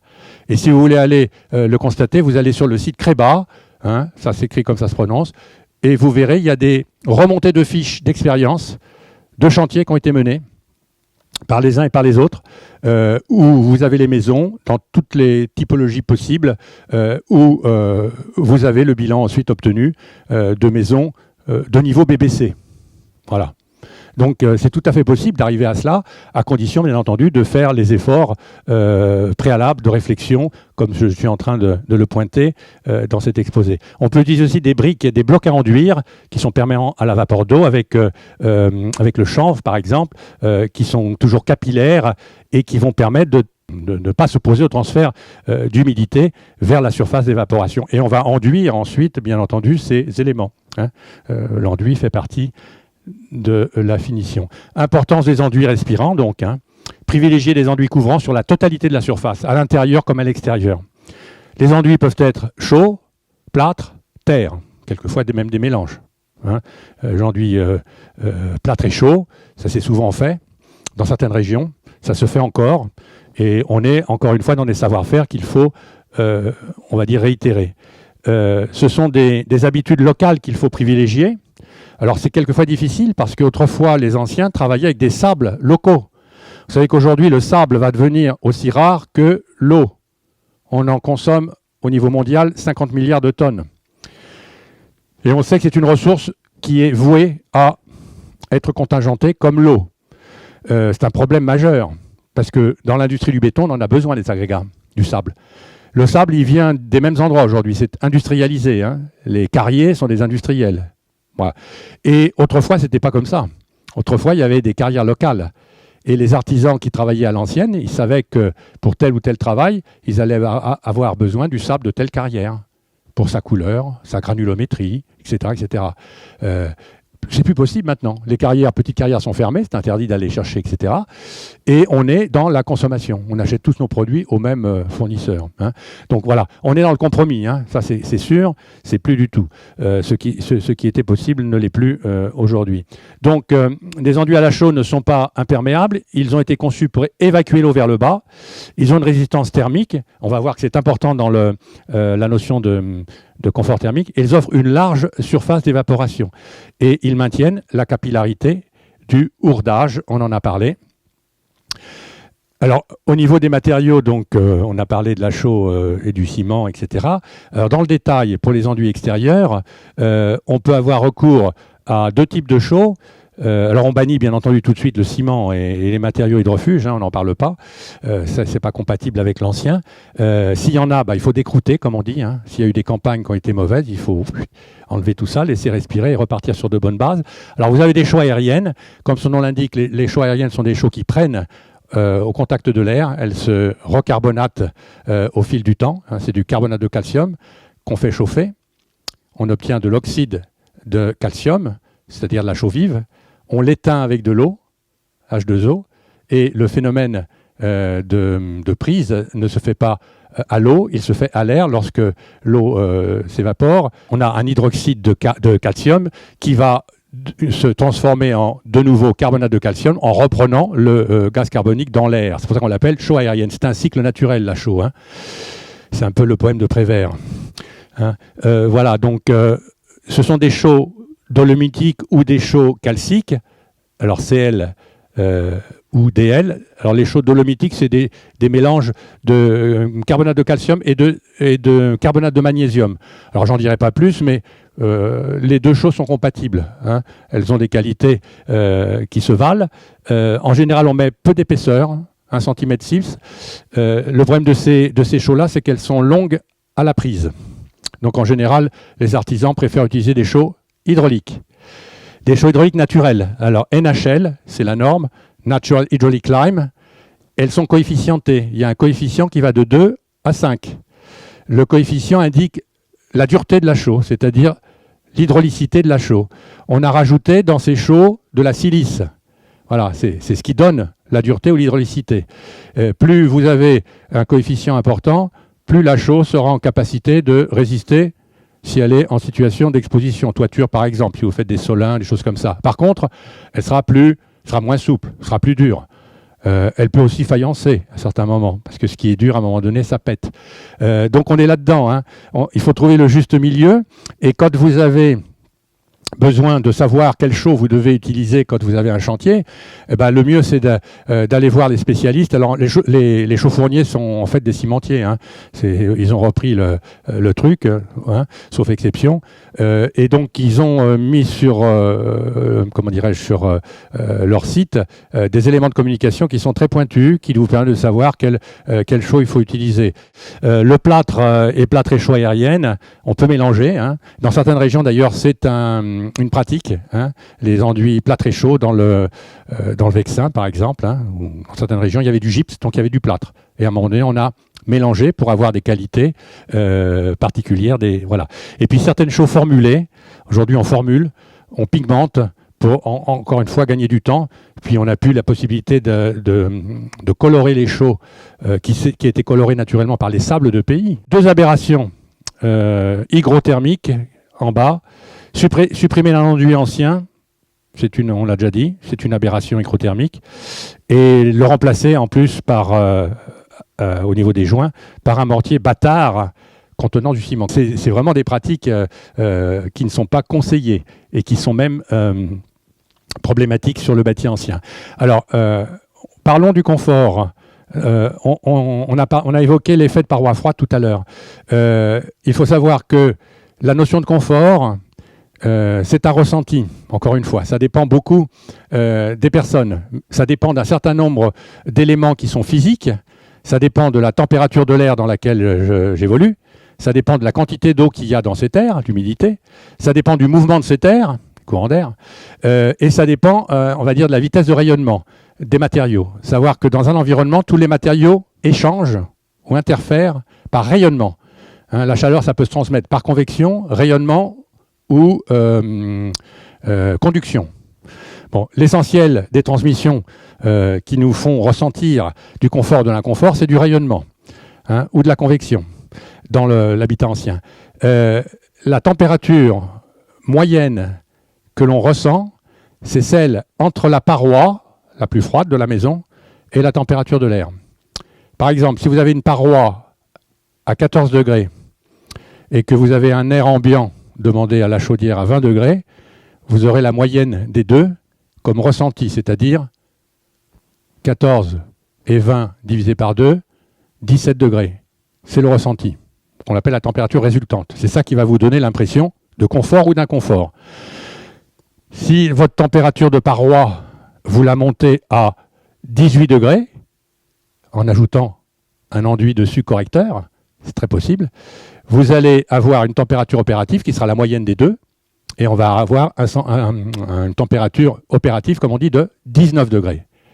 Ce qui veut dire que je n'ai pas besoin de remonter ma chaudière et de commander 20 degrés ou 22 degrés parce que j'ai froid. Il me suffit de corriger l'effet de paroi froide de mon mur en mettant dessus une petite couche d'enduit, chaux-chanvre ou terre-chanvre, qui va corriger la température de cette paroi. Et vous avez 2 exemples ici qui montrent comment, sur un mur en moellon de 30 cm, cet effet de paroi froide est fondamentalement important. Hein, regardez les températures, extérieur 0 degré, au contact à l'extérieur du mur qui est enduit avec un enduit de 3 cm, c'est pas beaucoup, hein, on a déjà 2,2 degrés, on passe de 2,2 degrés à 3 degrés, 2 au contact du moellon, et sur sa face interne, à l'intérieur du mur, même chose, avec une épaisseur d'enduit de 5 cm, cette fois-ci, un peu plus important, vous arrivez à un différentiel entre 10,8 et 16 degrés sur la partie de la surface en contact avec ma pièce de vie. J'ai gagné quelques degrés importants qui vont se ressentir forcément sur le confort que cela va produire. Et là, ce n'est pas grand-chose au niveau des travaux, hein, c'est simplement un enduit. Les enduits, en général, ne dépassent pas entre 2 et 6 cm, en gros. On ne va jamais au-delà, on peut aller au-delà, mais le mieux est l'ennemi du bien, comme on dit. En matière de matériaux isolants, si je mets trop épais, je vais créer des ponts thermiques. Je suis toujours avec cette problématique, hein. plus je renforce à un moment donné sur une paroi, plus je crée un différentiel avec les autres qui ne sont pas isolés de la même façon. Et ça va être les planchers qui vont poser problème, qui ne seront pas isolés de la même façon. Donc, à un moment donné, il ne faut pas aller au-delà du raisonnable, comme on dit. Il faut toujours être... voilà. Et si vous avez un mur en pierre de taille, comme vous voyez ici, un mur de 50 cm, eh bien, vous n'allez pas isoler forcément à l'extérieur, parce que c'est une pierre d'appareil, mais vous allez déjà avoir un différentiel sur la face qui est en contact avec l'air froid, et puis à l'intérieur, avec un enduit, vous allez avoir, même chose, une différence de 2 degrés à peu près, qui va vous donner un confort, on va dire, immédiat, puisque c'est la température opérative moyenne de la température de la paroi et de la température de l'air. Je ne sais pas si je me suis bien fait comprendre sur ce point-là. Alors c'est quelque chose qui n'est jamais abordé dans les diagnostics. Quand un diagnostiqueur fait un diagnostic, ça, c'est pas dans son référentiel. Si vous avez fait un enduit comme ça, pour lui, si vous lui dites pas, mais attendez, là j'ai mis du chaud-chanvre, renseignez-vous, c'est quand même pas n'importe quoi, etc., etc., parce qu'il y a des mesures là-dessus. Si vous voulez avoir des détails techniques là-dessus, j'ai fait un petit article dans la dernière revue de Maison Paysanne, justement, un comparatif entre chaud-chanvre et terre-chanvre. Il faut savoir qu'aujourd'hui, il y a une filière très importante pour le chaud-chanvre. Les chanvriers et les chauffourniers se sont réunis pour gagner des parts de marché. Donc on ne parle que de ça. La filière terre-chanvre n'est pas encore aussi forte, mais elle est en train de se muscler.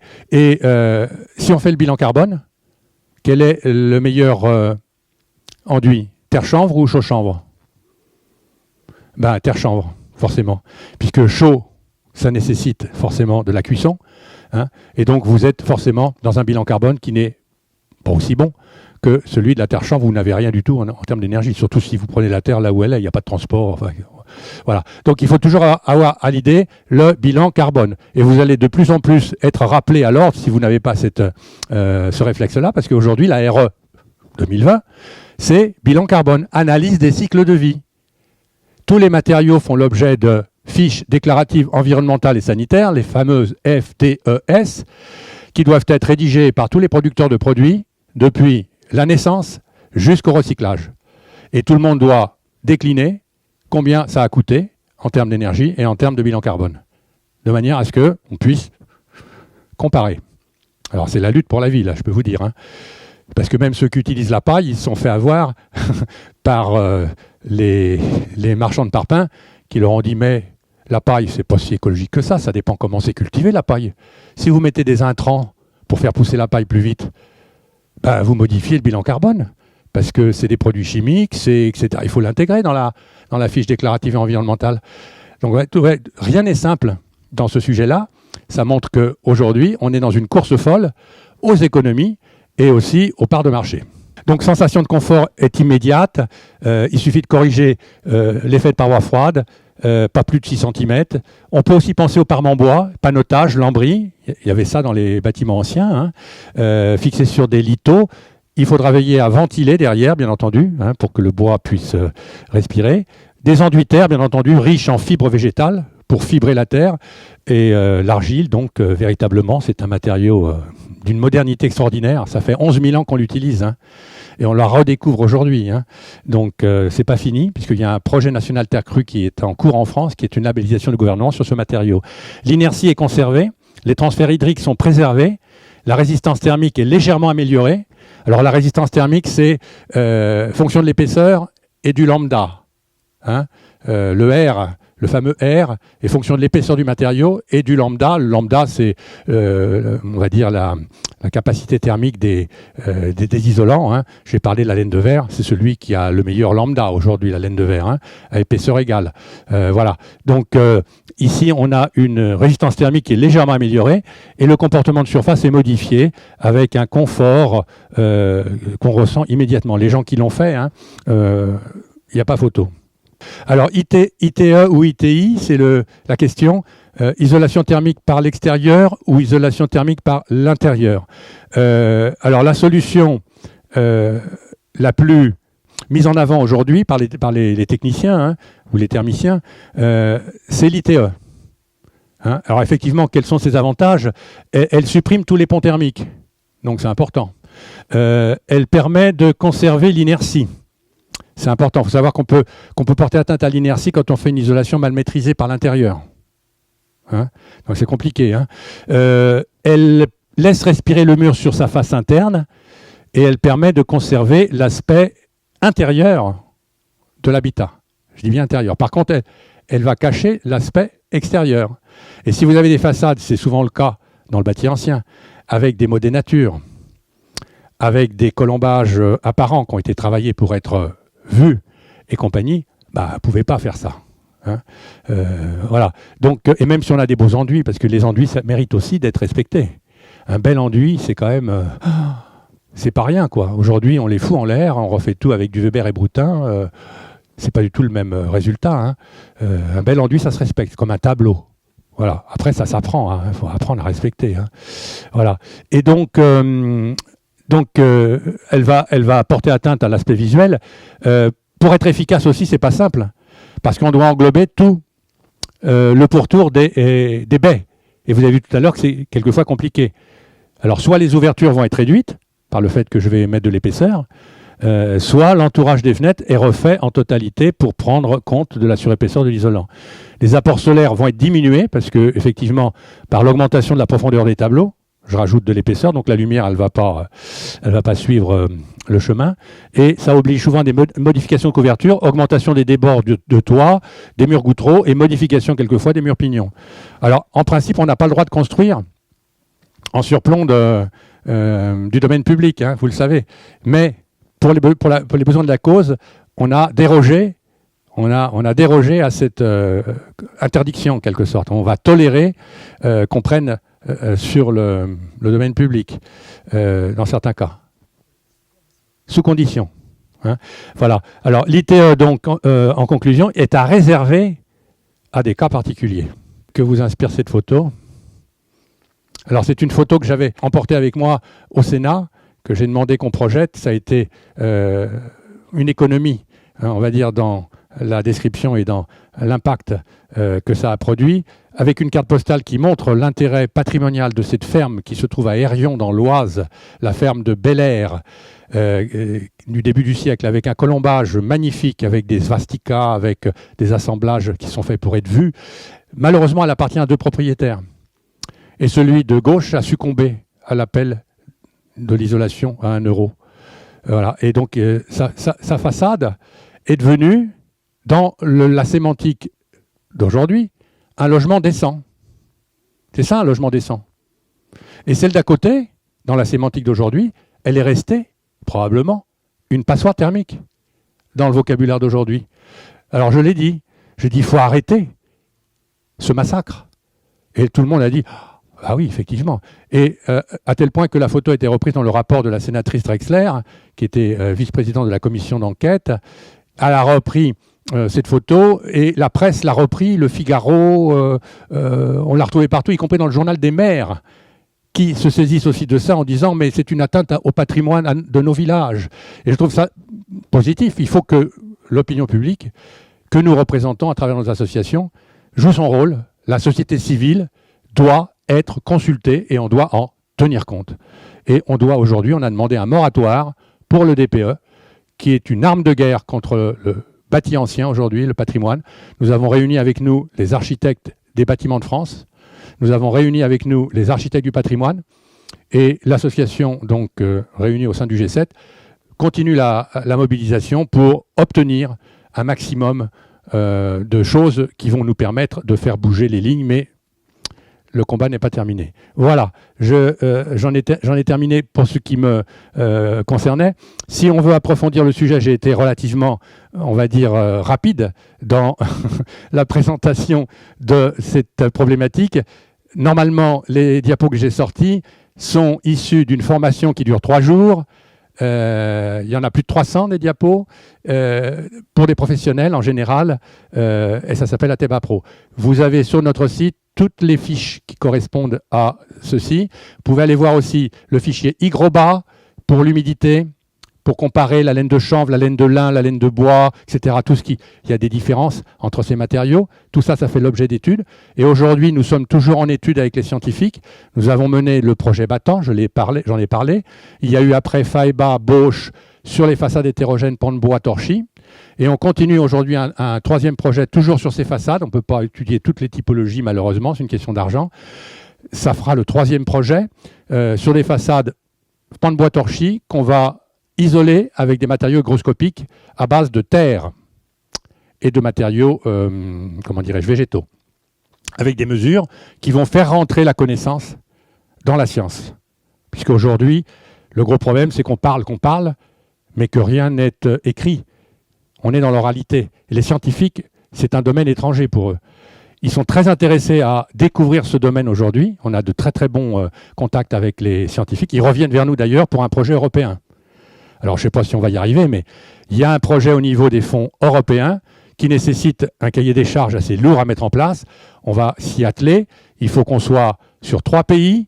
Donc, on a choisi la Belgique, il y aura la France et on a choisi l'Allemagne. Et à chaque fois, il faut choisir des partenaires, des universitaires, des associations, des collectivités territoriales et qu'il y ait un bilan de formation au final de ce grand projet européen sur le bâti ancien et l'amélioration de ses performances énergétiques dans le respect de ce qu'il représente en valeur. Voilà, j'en ai terminé et je vous remercie de m'avoir écouté. Merci pour votre présentation très intéressante. J'avais déjà 2 questions. Alors une sur la terre, quand vous parlez de la terre, de l'enduit avec de la terre, c'est une terre avec des propriétés particulières. C'est une question, plutôt argileuse ou plutôt calcaire. Je vous pose la question. Et ensuite, ce que je voulais savoir par rapport à la dernière diapositive que vous aviez passée, dans ce cas de figure, là, quand il y a une rénovation comme ça, le propriétaire n'a pas besoin de l'autorisation de l'architecte des bâtiments de France et ça a été autorisé de faire ce genre de choses? Alors, pour répondre tout de suite à cette question-là, moi j'ai été saisi par le propriétaire qui m'a téléphoné, qui m'a dit regardez ce qui s'est passé sur notre maison, mon voisin a fait ça, etc. Et alors je lui ai posé des questions, je lui ai dit vous êtes dans un secteur protégé, monument historique? Ouais. Non. Par contre, à partir du moment où on intervient sur une façade, c'est-à-dire sur le paysage, il y a obligation de déclaration de travaux. Et en fait, il n'y a pas eu ce préalable. Donc, alors il était très remonté, le propriétaire à côté. J'ai dit qu'est-ce que je peux faire, etc. J'ai dit la première chose à faire, c'est de pointer le fait que le droit n'a pas été respecté. En principe, il aurait dû y avoir une déclaration de travaux qui fait que vous auriez pu agir avant, peut-être, puisque vous auriez été informé. Le maire, il a aussi un rôle à jouer. Mais la plupart du temps, les maires, ils ne savent pas, ou ils ne veulent pas, ou etc. Et il y a des lois, mais on ne les applique pas, en fait. Donc, moi, je lui ai conseillé, j'ai dit, si vous avez les moyens et le temps et l'énergie à dépenser, vous pouvez aller plaider. Ce qu'il a fait. J'ai même donné le nom d'un avocat qu'on connaît bien, qui travaille avec l'association de regroupement des organismes de sauvegarde de l'Oise, Roseau, pour le citer, qui regroupe plus de 80 associations de défense du patrimoine, enfin du patrimoine, de la nature, du patrimoine, il y a de tout là-dedans. Et c'est une association très efficace qui travaille essentiellement avec un cabinet d'architectes spécialistes du droit administratif et compagnie, et donc qui sont vraiment pointus sur ces... Et voilà, donc il est allé en justice, mais ça ne va pas aller loin. Ceci dit, le truc a été marqué, mais le mal est fait. Donc on est là. Alors en ce qui concerne les terres, toutes les terres ont une caractérisation qui permet un usage. Alors les terres dont on parle chez nous, c'est souvent le limon argileux. On parle d'argile, mais ce n'est pas de l'argile pure, c'est un limon qui contient rarement plus de 20% d'argile. Rarement. Donc, c'est ce fameux limon qui sert à faire le torchis en le mélangeant à la fibre qui est le foin ou la paille. On peut utiliser d'autres terres aujourd'hui. Alors moi, j'ai 2 garçons qui sont passionnés de patrimoine, un chat fait pas un chien, et qui ont repris une manufacture de terre de 1836 à Saint-Sanson-la-Poterie. Et donc, ils continuent à travailler avec un outil de travail complètement obsolescent. Ce qu'on pense aujourd'hui, les gens disent vous gagnez votre vie avec ça? Oui. On est dans une start-up de 1836, je leur dis. Et donc, ils travaillent aussi la terre crue. ils ont remis, on va dire, sur le marché, des produits en terre crue. Alors, produits isolants, terre chanvre, comment dirais-je, enduit d'argile. Et là, on est allé chercher des terres un peu plus loin que celles du Pays de Bray, parce qu'on utilisait des terres du Pays de Bray, pour leur couleur. Pour montrer qu'il n'y a pas besoin de pigmenter la matière. La couleur est dans la nature. Voilà. Et ça, c'est intéressant, parce qu'on n'a plus l'habitude de ça. On est dans la chimie, dans l'artifice. Voilà. Et donc, des enduits d'argile, des produits isolants et des produits aussi qui sont substitutifs aux parpaings de terre, aux parpaings de ciment. On peut faire des blocs de terre, comme des parpaings de terre, qui sont des éléments constructifs. Avec n'importe quelle terre, ça. Il suffit de mettre sous presse ces matériaux. Et en fait, la terre, c'est quoi? C'est des éléments de grosseur différente, hein, avec un liant naturel. Il y a toujours un liant naturel qui est l'argile, en proportion plus ou moins grande, mais il y en a partout. Hein. Et la machine va mettre en cohésion ces éléments et on va faire un matériau à bâtir. Le BTC, ça s'appelle bloc de terre compressé. Alors, autrefois, on faisait des éléments en terre crue, séchés. Il n'y avait pas les moyens de compresser beaucoup. Mais c'est une technique qui dérive de cela. Et pour vous dire, on peut utiliser toutes les terres. On a fait sur le site de la manufacture de Saint-Sanson une construction qu'on a voulu très contemporaine pour montrer qu'il n'y a pas de heurt entre le passé et le présent et que la terre, on pouvait l'utiliser de la même façon qu'on utilise le béton banché. Vous savez, tous les bâtiments qu'on construit aujourd'hui, c'est très vite construit. Hein. On arrive avec des banches, des gros trucs industriels, qui sont des coffrages, et on vide dedans, qu'on a fabriqué avant dans des centrales, le béton liquide, et on va débrancher au terme de 28 jours. Hein, c'est en général le temps, même avant. Hein. Mais en principe, voilà, c'est ça qu'en 28 jours. L'industrie est très pressée, donc il ne faut pas que ça dépasse le temps qu'il est capable d'attendre. Et donc on s'est dit, nous, avec la terre, on peut faire la même chose. Et on a fait une technique qui reprend le principe du béton banché, mais c'est de la terre coulée. Et c'est une terre qu'on a récupérée, qui était un déchet de carrière. Donc aujourd'hui, les carriers, comme on les appelle, lavent les agrégats, les sables, les graviers, etc. Quand ils les extraient, ils les lavent. Et le résidu du lavage, pour eux, c'est un déchet. Mais pour nous, c'est une terre magique, parce que d'abord, ça nous économise le travail du tri de la terre, du travail de la terre, et c'était une terre argilo-calcaire. Donc, pour répondre à votre question, elle peut être argileuse, il peut y avoir aussi des mélanges calcaires, argilo-calcaires, etc. Et tout ça, si on travaille le matériau comme on l'a toujours travaillé, toutes les techniques de terre crue en France, ils sont partis du principe, voyons un peu quelle qualité a la terre. Qu'est-ce que je peux faire avec cette terre? S'il y a des cailloux, ça va être du pisé. S'il n'y en a pas, chez nous, c'est la terre à silex, ça va être du torchis, voilà, etc. À chaque fois, on va faire le tour du matériau terre, et aujourd'hui, c'est un petit peu ce qu'on dit, la terre, il y en a partout.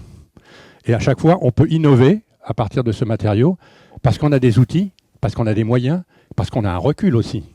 Et les gens qui disent, c'est pas solide, la terre, je les invite à revoir un petit peu leur jugement. J'ai découvert en Occitanie un bâtiment du XIIe siècle, daté du XIIe siècle par les archéologues, hein, c'est pas n'importe quoi. C'est un reste de forteresse médiévale qui met en avant 3 techniques de terre, le pisé, l'adobe et la bauge. Et le torchis, parce que le manoir dans l'enclos seigneurial est en pan de bois et torchis, mais plus récent. Et en fait, ça a été daté du XIIe siècle. Ça veut dire que c'est durable, comme certaines parties de la muraille de Chine qui ont été faites en terre, qui ont été restaurées, mais qui sont toujours en terre. Et tous les bâtiments, à un moment donné, il faut les entretenir, il faut les restaurer. C'est ça la durabilité. C'est aussi la volonté qu'on a de faire durer les choses. Et elles sont en capacité de durer. On peut dire que la Terre, c'est éternel, si je la considère à sa juste place. Et c'est l'objet du PNTR aujourd'hui qui est en cours, qui réunit quantité de scientifiques, de gens comme nous, des amateurs du matériau, des praticiens, etc., qui vont faire sortir la Terre de sa torpeur et surtout lever les verrous assurantiels et puis les verrous dans la tête des logiciels de certains qui sont bloqués sur une modernité qu'il faut absolument remettre, on va dire, en perspective avec ce que les anciens nous ont légué, qui sont des modèles d'écologie. Voilà, on est là-dedans. Il n'y a pas à inventer... Enfin, si, on peut inventer des choses. Mais je veux dire, la Terre, ça fait 11 000 ans qu'on l'utilise. Et on n'a pas encore fait le tour. Oui, je voudrais savoir, donc, en tant qu'ancien élu, est-ce qu'il y a des dispositifs justement de sensibilisation des élus? Je pense notamment, je sais que j'avais assisté à une formation du CAUE là, concernant les PLU. Et là, on aurait évité des horreurs pareilles si si le maire déjà était intervenu. Je pense qu'il passait devant tous les jours, il aurait peut-être pu s'en apercevoir. Et je pense qu'il y a une action nécessaire des élus pour les sensibiliser. Et deuxièmement, au point de vue compétences des maçons, est-ce qu'il y a encore des maçons qui sont sensibilisés à cette particularité du bâti? S'ils ne le sont pas, est-ce qu'il y a des actions de prévues? Les nouveaux qui s'installent sont-ils aussi, ou alors est-ce que c'est les volontaires qui s'adressent par exemple à la maison paysanne? Mais je suppose que les volontaires doivent être moins nombreux que les non-volontaires ou entre guillemets, ceux qui ne se rendent pas compte du problème, quoi. Alors, est-ce qu'il y a des actions de formation, on va dire, obligatoires ou un label quelconque? Alors, il n'y a pas en fait, de formation ou de label spécifique, d'autant qu'il y a plein de métiers. En fait, et c'est vrai que c'est la difficulté aujourd'hui de trouver, là ce sont vraiment des artisans, puisqu'on est dans des métiers manuels avec des connaissances. Et c'est la grosse difficulté, en fait, c'est dans nos centres de formation du bâtiment, etc. Toutes ces techniques-là, pour les faire adopter, c'est vraiment très compliqué. Alors, moi, j'ai travaillé aussi dans le CAUE de l'Aisne auparavant, où on avait fait notamment des formations avec, alors nommé Saint-Astier, qui donc est un fabricant de chaux, et on avait volontairement fait cette formation qui s'adressait à des entreprises qui devaient rénover du bâti dans le cadre du programme de revitalisation des centres-bourgs.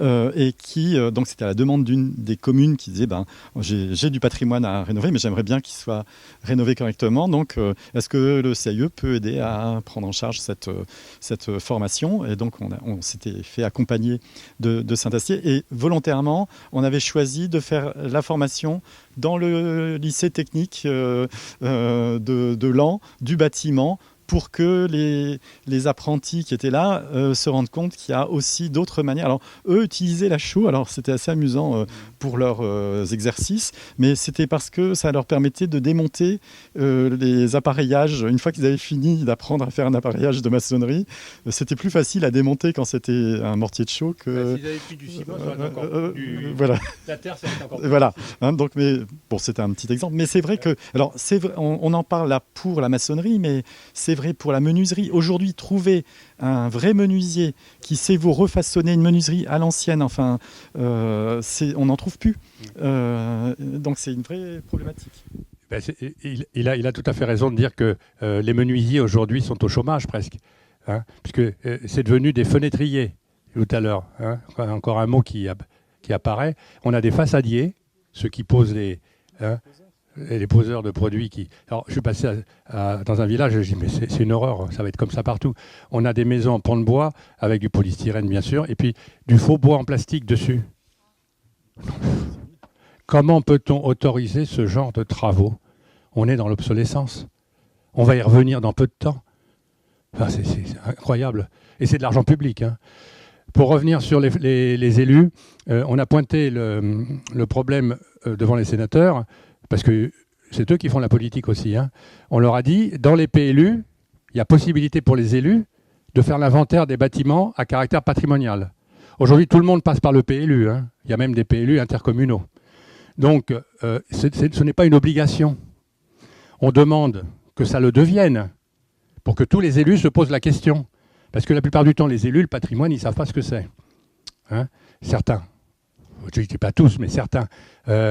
Et là, on a vu des éléments qui ne sont pas protégés par la loi sur le patrimoine. Donc ça ne fait pas partie dans la tête des gens, ça ne fait pas partie du patrimoine, ça. Ça peut l'être. Vous voyez ce que je veux dire? Le bâti ancien non protégé, c'est le plus fragile parce que c'est le moins mis en valeur, le moins protégé, le moins surveillé, etc. Alors, il existe une loi, malgré tout. En fait, les bâtiments qui sont protégés au sens de ce qu'on entend,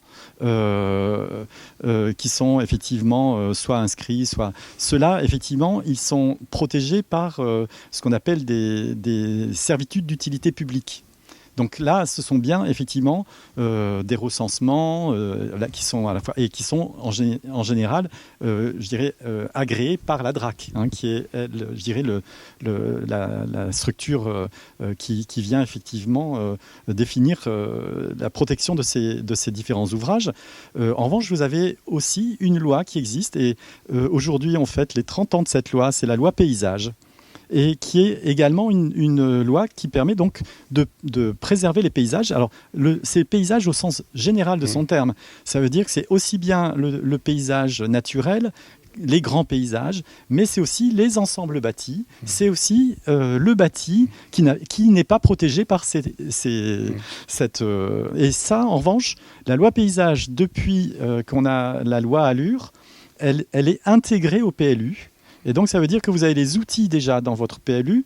Et la différence qu'il y a par rapport aux servitudes d'utilité publique, c'est que les servitudes d'utilité publique, d'une certaine manière, c'est l'État, au final, qui décrète, puisque c'est la DRAC qui va être... Alors que là, ce sont les élus. Et donc, c'est le travail, le nôtre, celui des ABF, parce qu'ils le font quand ils accompagnent les PLU. C'est aussi... celui en fait des bureaux d'études qui doivent accompagner les élus pour effectivement entreprendre ces démarches-là. Alors nous, effectivement, quand on fait les séminaires, on met en valeur cette démarche parce que le fait d'identifier les éléments remarquables et de dire, surtout quand on les identifie, ça veut dire qu'on dit pourquoi c'est remarquable et quels sont les points que l'on trouve importants. Donc là, par exemple, dans le cas de ce château, c'est comme un château, oui. Il aurait pu être protégé par cette loi. Donc les règles de protection, ce sont des règles qui vont être définies par les élus. Hein. En l'état actuel de la législation, il pouvait oui. s'opposer. Alors, si ça avait été identifié... Si ça avait été inventorié comme élément remarquable. C'est ce travail-là que les élus doivent faire, mais ce n'est pas obligatoire. Nous, on demande que dans les PLU, cette phase d'inventaire soit obligatoire. Parce que sinon, elle n'est jamais faite. Et un autre outil aussi qui pourrait être efficace, c'est les OPH, les opérations programmées d'amélioration de l'habitat. Elles ont toutes en général un volet patrimoine possible, optionnel. Ce n'est pas obligatoire non plus. Et donc la plupart des élus ne pensent pas à inclure dans le cahier des charges, quand il y a une OPH, le volet patrimoine.